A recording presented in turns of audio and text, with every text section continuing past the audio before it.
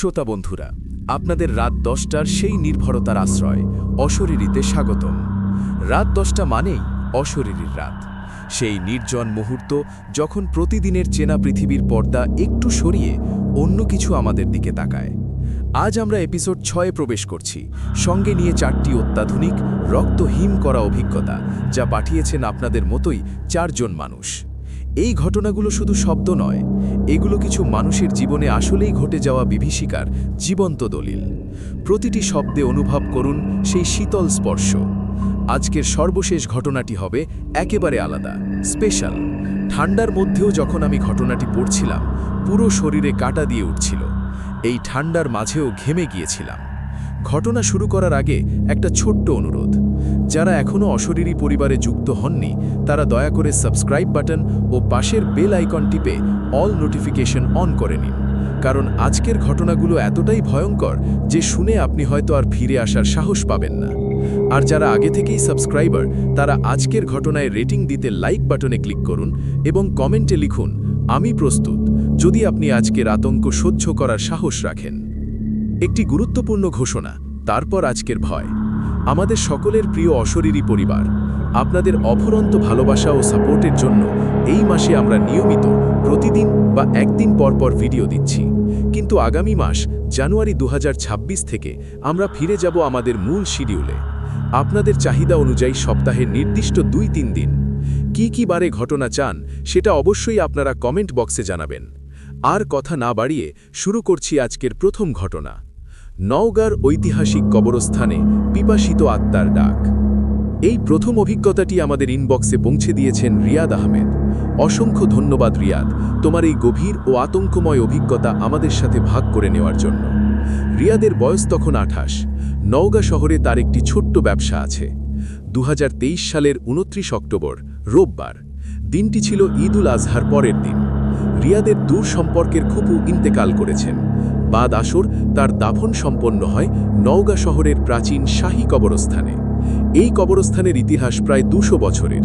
চারপাশ উঁচু দেওয়ালে ঘেরা, ভেতরে 100 বছরের পুরনো ধ্বংসপ্রায় কবর পাথর, বট অশ্বত্থ গাছের জটিল শিকড় মাটি ফাড়ে বেরিয়ে আছে, আর সর্বত্র ছড়ানো রয়েছে শ্যাওলা। শেষকৃত্যের সব আনুষ্ঠানিকতা শেষে সন্ধে নেমে এসেছে গাঢ়ভাবে। পরিবারের সবাই চলে গেছেন। কবরস্থানে তখন ছিলেন শুধু রিয়াদ, তার 2 বন্ধু, আর কবরস্থানের রক্ষণাবেক্ষণের দায়িত্বে থাকা প্রবীণ খাদেম করিম মিয়া, 70।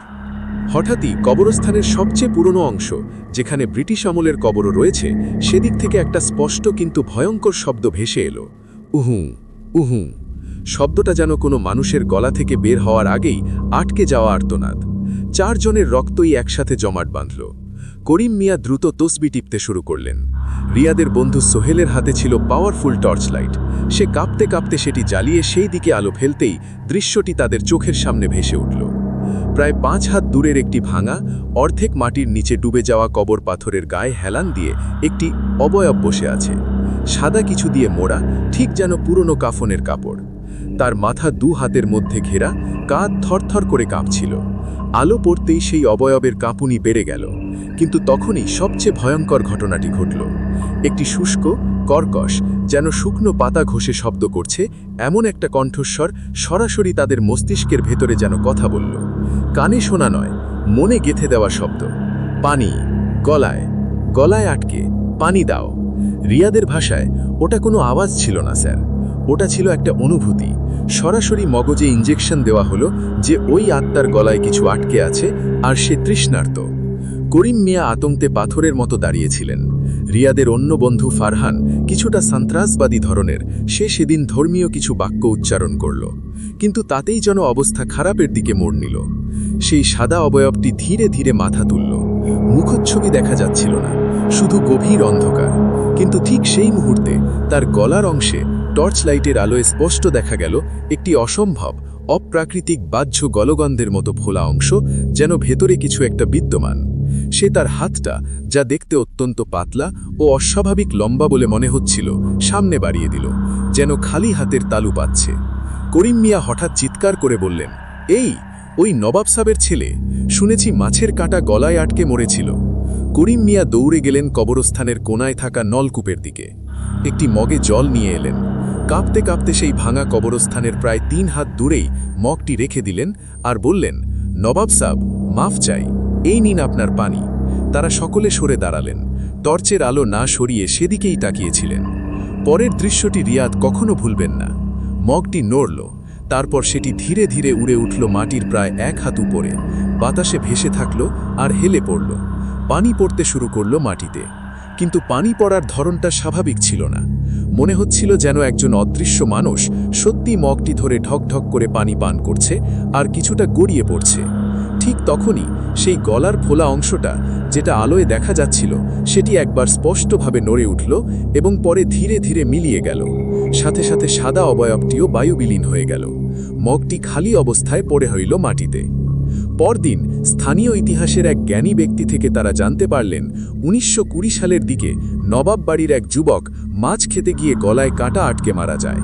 প্রচলিত বিশ্বাস, অপমৃত্যুর শিকার আত্মাদের তৃষ্ণা পায়, তাদের পানি দেওয়া হলে কিছুটা শান্তি মেলে। রিয়াদের প্রশ্ন, তারা কি সত্যিই একটি অতৃপ্ত আত্মাকে পানি পান করালো, নাকি পুরনো কবরস্থানের বিষাক্ত গ্যাস যেমন মিথেন বা কার্বন মনোক্সাইড তাদের মাস হিস্টেরিয়া বা কালেকটিভ হ্যালুসিনেশনে ফেলেছিল?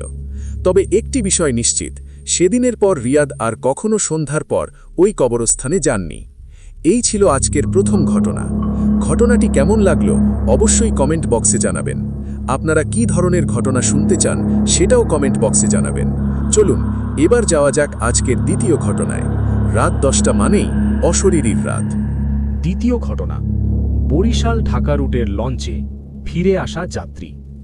দ্বিতীয় ঘটনাটি পাঠিয়েছেন তাসনিমা আক্তার। অসংখ্য ধন্যবাদ তাসনিমা, তোমার এই সমুদ্রগামী আতঙ্কের কথা বলার সাহস দেখানোর জন্য। তারিখ 2024 সালের 9 ফেব্রুয়ারি, শুক্রবার। তাসনিমা তখন বরিশালের বিআরটিসি টার্মিনাল থেকে রাত 9টা 30 মিনিটের লঞ্চে ঢাকার উদ্দেশ্যে রওনা দিয়েছেন। লঞ্চের নাম MV সুন্দরবন 10। রাত 11টার দিকে লঞ্চটি মেঘনার চরে যাওয়ার পথে হিজলা চ্যানেলের কাছাকাছি এক গভীর ও নির্জন জলাঞ্চলে প্রবেশ করে। বেশিরভাগ যাত্রী তখন কেবিনে ঘুমিয়ে পড়েছে। তাসনিমা একটু জ্বালাপোড়া করছিলেন বলে উপরের ডেকে এসে বসেন। হেডফোনে গান শুনছিলেন। হঠাৎ তার গায়ে এক অদ্ভুত শীতল অনুভূতি হল। সামনে তাকিয়ে দেখলেন ডেকের সামনের দিকে বায়ু ঢালাই রেলিং ঘেঁষে একজন যাত্রী পিছন ফিরে দাঁড়িয়ে। লোকটির পোশাক সাজই তার চোখে পড়ল। একেবারে 80 বা 90-এর দশকের স্টাইলের নেভি ব্লু রঙের হাফ প্যান্ট আর একটি স্ট্রাইপযুক্ত সাদা নীল শার্ট। চুল ছোট, কিন্তু ভেজা ভেজা মনে হচ্ছিল। সবচেয়ে অস্বস্তিকর ব্যাপার হলো লোকটি নদীর অন্ধকার দিকে না তাকিয়ে বরং লঞ্চের ভেতরের দিকে, যাত্রীদের কেবিনের দিকে শূন্য দৃষ্টিতে তাকিয়ে আছে। তাসনিমা প্রথমে ভাবলেন কেউ হয়তো ফ্রেশ এয়ার নিতে এসেছে, কিন্তু প্রায় 20 মিনিট কেটে গেল, লোকটি নড়ল না, তার পোজেও কোনো পরিবর্তন নেই। একসময় তাসনিমা টের পেলেন লোকটি তার দিকে মাথা একটু ঘুরিয়েছে। সাহস করে তাসনিমা হাত নেড়ে ইশারা করলেন, আর তখনই লোকটি হঠাৎ বায়ুতে ভেসে তার দিকে 2-3 হাত এগিয়ে এলো। না, হেঁটে আসলো না, পা না নড়িয়েই স্লাইড করার মতো করে। তাসনিমা চমকে পিছনে সরে যান। সেই মুহূর্তে লঞ্চের একটি বাতি নিভে গেল। আলো আধারে লোকটির মুখ দেখা গেল। মুখমণ্ডল অস্পষ্ট, কিন্তু চোখ দুটি ছিল গভীর গর্তের মতো, যার মধ্যে কিচ্ছু নেই, শুধু অসীম নিস্তব্ধতা। তাসনিমা ভয়ে কেবিনে ঢুকে নিজের সিটে বসে পড়েন। তার পাশের সিটে একজন মধ্যবয়স্ক ধর্মপরায়ণ ভদ্রলোক বসেছিলেন, নাম শাফিক সাহেব। তাসনিমা তাকে সব বলতে থাকেন। শাফিক সাহেবের মুখ ফ্যাকাশে হয়ে যায়। তিনি গলাটা নামিয়ে বললেন, মা, তুমি যে লোকটার বর্ণনা দিলে সেটা কোনো জীবিত মানুষের পোশাক নয়। 1998 সালের জুলাই মাসে MV তাপসী নামের একটি লঞ্চ ঠিক এই চ্যানেলেই ভয়ঙ্কর একটা সাইড উইন্ডের মুখে পড়ে ডুবে যায়। 150 জনেরও বেশি লোক নিখোঁজ হন। অনেক লাশই উদ্ধার হয়নি। নাবিক সমাজে গল্প আছে, ডুবে যাওয়া লঞ্চের যাত্রীরা মাঝে মাঝে কন্ডেমড হয়ে যায়। তারা তাদের আসল যাত্রাপথ ভুলে যায় আর অন্য লঞ্চে উঠে এক স্টেশনের পর আরেক স্টেশন খোঁজে, বুঝতে পারে না তারা মারা গেছে। তাসনিমা শিউরে উঠলেন। তারা দুজনে জানালা দিয়ে ডেকে তাকালেন। সেই লোকটি সেখানে নেই, কিন্তু ডেকের লাইটের নিচে ভেজা পায়ের ছাপের একটি দাগ দেখা যাচ্ছিল, যা রেলিং থেকে শুরু হয়ে লঞ্চের মিড ডেকের সিঁড়ি পর্যন্ত গিয়েছে, তারপর নিচের ডেকে নেমে গেছে। আরও ভয়ানক ব্যাপার, নিচের ডেকের সেই অংশে সাধারণ যাত্রীদের জন্য নয়, সেখানে থাকে লঞ্চের পুরনো জিনিসপত্র, ফার্স্ট এড রুম আর একটি ছোট পরিত্যক্ত পুজোর ঘর। পরদিন সকালে তাসনিমা সাহস করে একজন ক্রুকে জিজ্ঞেস করলেন রাতের ভেজা পায়ের ছাপের কথা। ক্রুটি আশ্চর্য হয়ে বলল, আপনি কিভাবে জানলেন? ভোরবেলা আমরা দেখেছি পুরনো পুজোর ঘরের দরজা, যেটা বছরের পর বছর বন্ধ ছিল, সেটা অর্ধেক খোলা। ভেতরে সবকিছু ঠিক আছে, কিন্তু মাটিতে সমুদ্রের পানি ও কাদার দাগ। তাসনিমার আজও নিশ্চিত হওয়া যায়নি তিনি কি একটি হারিয়ে যাওয়া আত্মাকে দেখেছিলেন, নাকি সমুদ্রের নিস্তব্ধতা আর পুরনো দুর্ঘটনার গল্প তার মনে ভৌতিক কল্পনার জন্ম দিয়েছিল। তবে তিনি আর কখনো রাতের লঞ্চে বরিশাল ঢাকা রুটে যাননি। সত্যিই অসাধারণ ছিল দ্বিতীয় ঘটনাটি। অশরীরী কখনই কালো জাদু, অন্ধবিশ্বাস, কুসংস্কারকে প্রমোট করে না। আর অশরীরীর সকল ঘটনা আপনি বিশ্বাস করবেন কি করবেন না, সেটা একান্তই আপনার নিজের ব্যাপার। তবে বিনোদন হিসেবে নেওয়াই হবে বুদ্ধিমানের কাজ।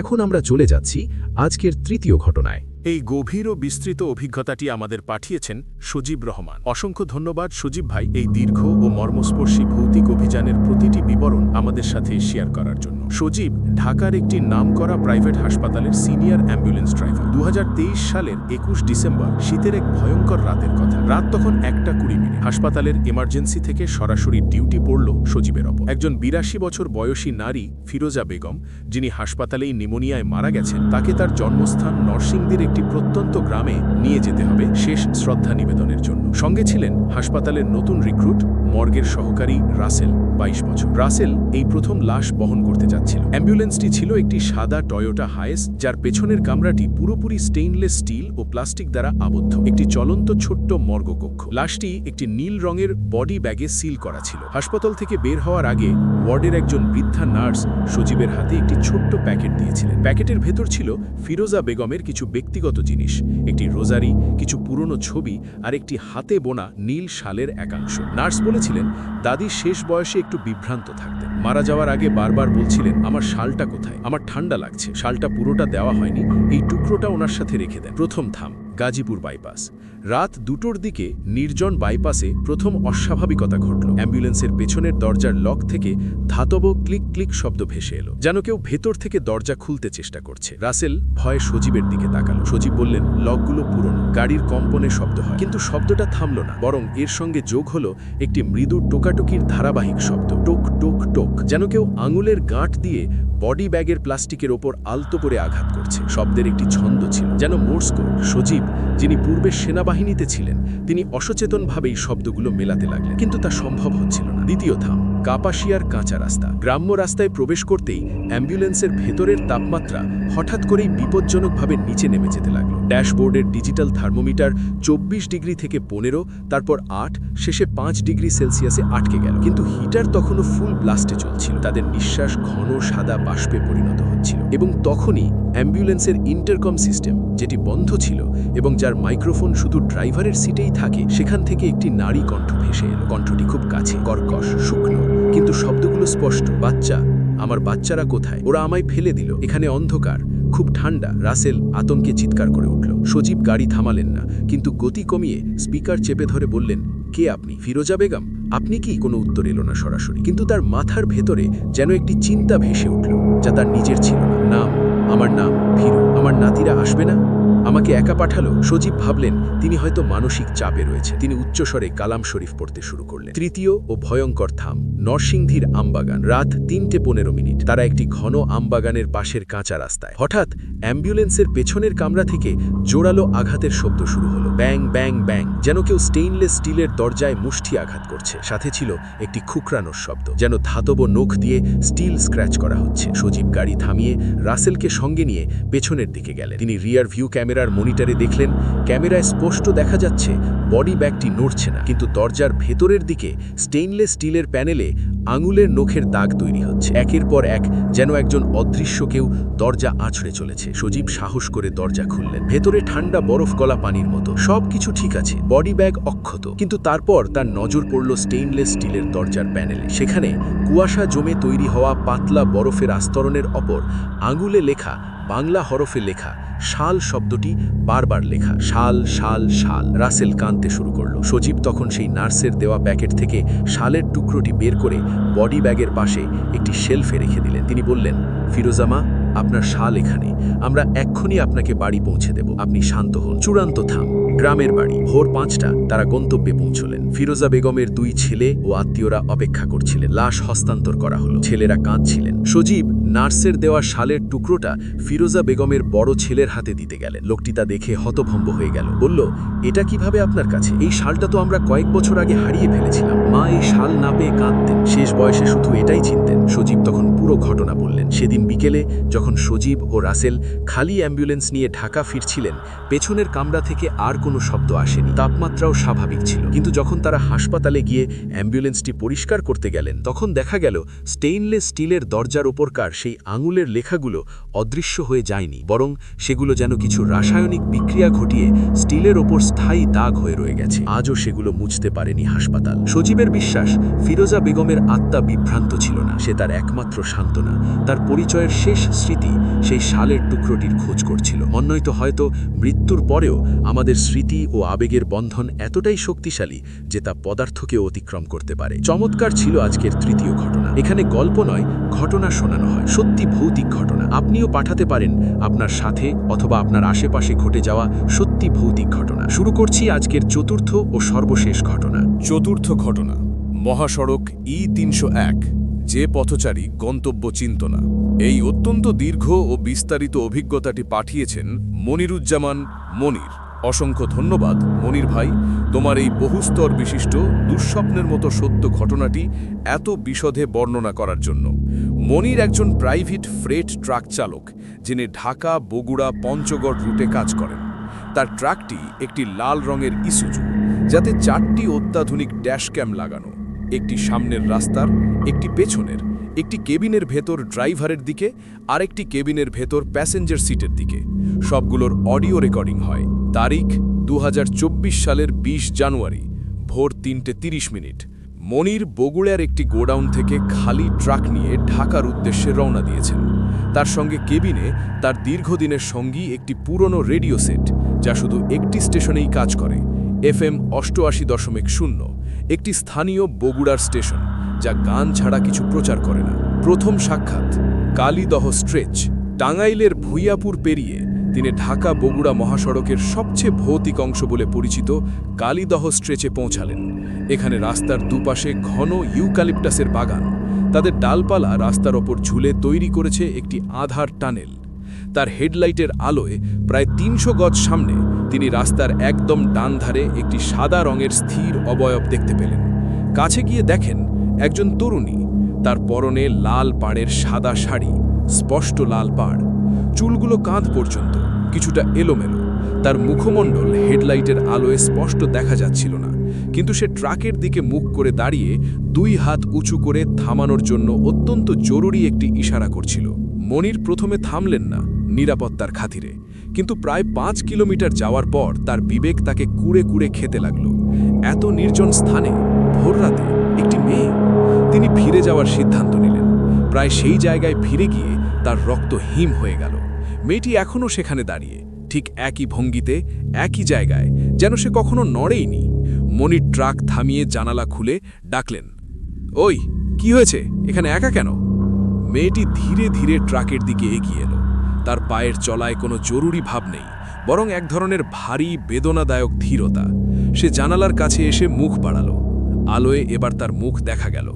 মুখটা সুন্দর কিন্তু মলিন, চোখ দুটি অস্বাভাবিক রকমের বৃহৎ ও অশ্রুভারাক্রান্ত, কিন্তু কোনো কান্না নেই। সে একটি মৃদু সমতল যান্ত্রিক স্বরে বলল, দাদা, আমাকে বগুড়া নিতে পারবেন? আমি হারিয়ে গেছি, ফিরে যেতে হবে। তার কণ্ঠে কোনো ভয়, কোনো আবেদন নেই, শুধু এক গভীর অনিবার্য বিষাদ। মনির তাকে উঠতে বললেন। মেয়েটি দরজা খুলে সিটে উঠে বসল, কিন্তু তার উঠার মুহূর্তে মনির 2টি জিনিস লক্ষ্য করলেন।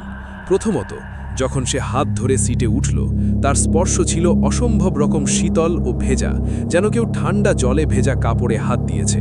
এবং দ্বিতীয়ত, সে ট্রাকে উঠার সময় তার কোনো ছায়া পড়েনি হেডলাইটের আলোয়।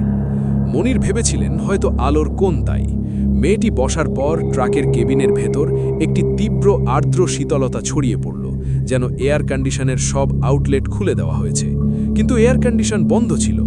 মনির গাড়ি ছাড়লেন। তিনি কথা বলতে চাইলেন। তোমার নাম কি? বগুড়ার কোথায় যাবে?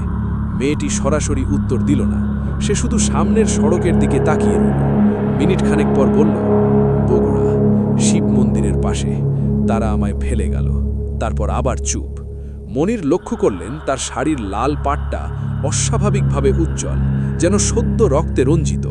এবং তিনি আরেকটি অদ্ভুত ব্যাপার দেখলেন, ট্রাকের স্পিডোমিটার, ফুয়েল গেজ, সকল ডায়ালের আলো হালকা হয়ে আসছিল, ম্লান হচ্ছিল যখনই তিনি মেয়েটির দিকে তাকাতেন। তার রেডিও সেট, যা FM 88.0-তে আটকে ছিল, সেখান থেকে হঠাৎ করেই একটি উচ্চ পিচের বিকৃত নারীর কান্নার শব্দ ভেসে এলো। তারপরই রেডিও নিস্তব্ধ হয়ে গেল। মেয়েটি তখনই প্রথমবারের মতো সরাসরি মনিরের দিকে তাকালো। তার চোখে এখন আতঙ্ক ছিল। সে বলল, ওই শব্দ, আমি ওই শব্দ শুনেছিলাম। ওরা গাড়ি থামায়নি। মধ্যবর্তী ঘটনা, সাভার বাইপাস। সাভারের কাছে এসে মনির আবার বললেন, দেখো, আমি তো ঢাকায় যাচ্ছি, বগুড়া তো উল্টো দিকে, তোমাকে কি নামিয়ে দেব কোথাও? তিনি পাশে তাকাতেই দেখলেন সিট খালি, মেয়েটি নেই। কিন্তু সেই শীতল অনুভূতি, সেই ভেজা স্পর্শের অনুভূতি এখনও তার ডান বাহুতে রয়ে গেছে।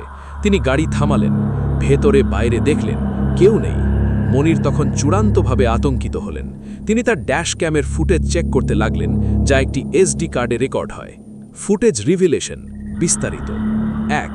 সামনের ক্যামেরা, দেখা গেল তিনি রাস্তায় থামছেন, কিন্তু কেউ উঠছেন না, দৃশ্যে শুধু ফাঁকা রাস্তা। 2.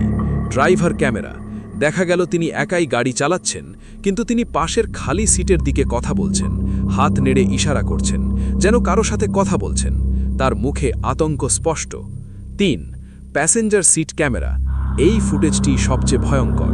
প্রথম 10 মিনিট সিট খালি, তারপর হঠাৎই স্ক্রিনের ডান দিক থেকে একটি অস্পষ্ট সাদা ও লাল মিশ্রিত আলোকরশ্মির মতো কিছু প্রবেশ করে এবং ধীরে ধীরে একটি নারীর অবয়বে রূপ নেয়।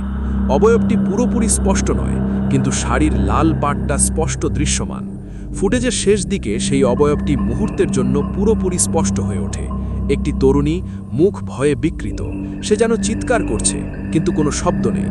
তারপরেই সে মিলিয়ে যায়। 4. অডিও রেকর্ডিং, এটি সবচেয়ে হাড়ে মাসে প্রমাণ।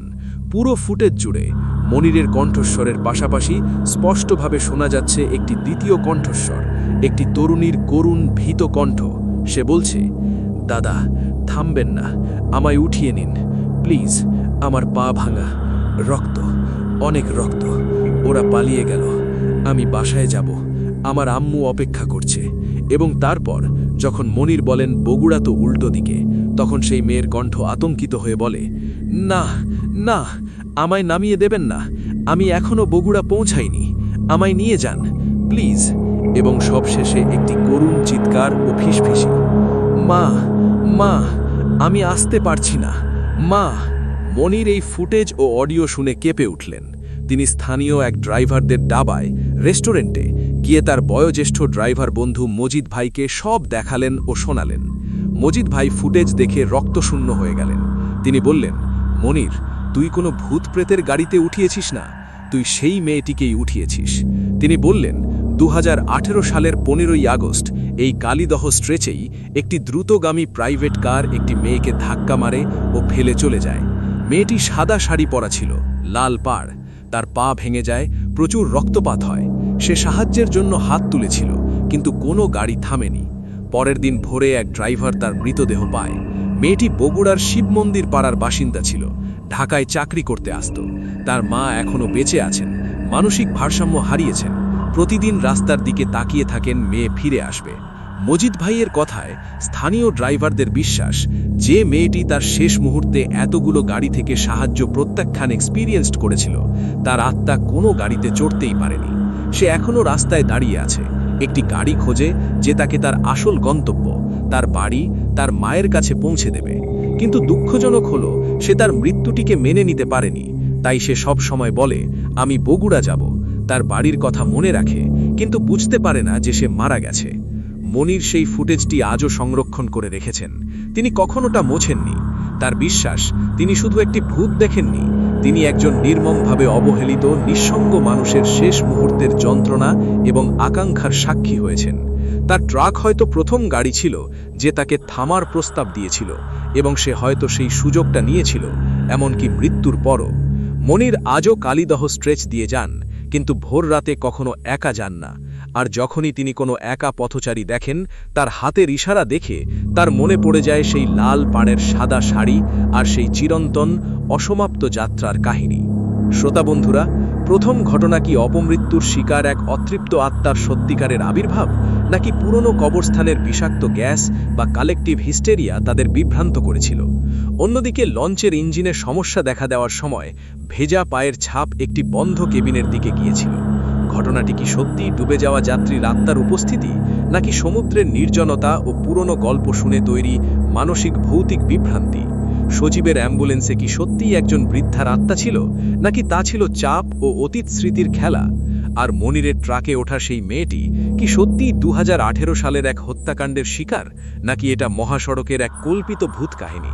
যাই হোক, একটি সত্য অস্বীকার করা যাবে না: মৃত্যুর পরও কি আমাদের আকাঙ্ক্ষা, আমাদের প্রেম, আমাদের বাড়ি ফেরার তীব্র ইচ্ছা কি সত্যিই মারা যায়, নাকি তার রূপ নেয় কোনো অদৃশ্য যাত্রার? আপনার কি মনে হয়? আপনার জীবনের রাস্তায় কি কখনো এমন যাত্রী এসেছে? আমাদের কমেন্ট বক্সে জানান। ভুলে যাবেন না, রাত 10টা মানেই অশরীরীর রাত। ভালোবাসা আর শুভকামনা রইল। আগামীকাল রাত 10টায় আবার দেখা হবে নতুন কোনো হাড় হিম করা সত্যিকারের ভৌতিক ঘটনা নিয়ে। সে পর্যন্ত ভালো থাকুন, সুস্থ থাকুন, সুন্দর থাকুন, নিরাপদে থাকুন। শুভরাত্রি।